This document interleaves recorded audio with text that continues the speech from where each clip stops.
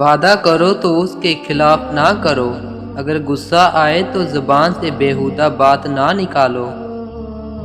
عہد کو پورا کرنا بزرگی کی بات ہے اور خالص دوستی ایک مستحکم رشتہ ہے۔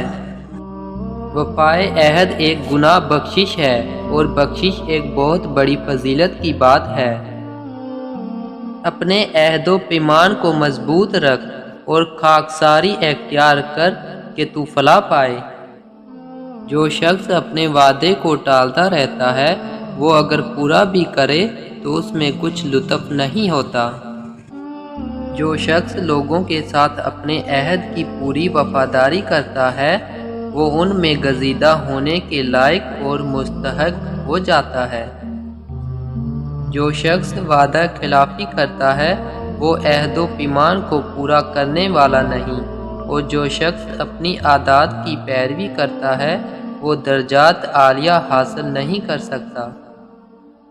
اپنے وعدے کو پورا کر اور اللہ تعالیٰ کے نام پر جو نذر مانی جائے اس کی وفا ضروری ہی کر۔ اپنے اقرار کو نہ توڑ، اپنے عہد کے خلاف نہ کر اور اپنے دشمن کے ساتھ دھوکہ اور فریب نہ کر کہ اللہ تعالیٰ نے اپنا عہد اور قرار تیرے لیے باعث امن ٹھہرایا ہے۔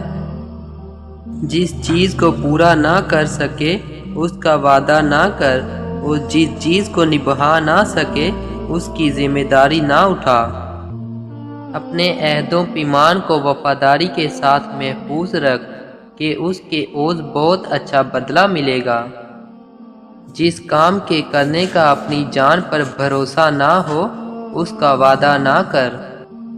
اس شر کا وعدہ نہ کر جس سے کسی خیر کو نہ پائے، اور اس خیر کا وعدہ مت کر جس سے شر پیش آئے۔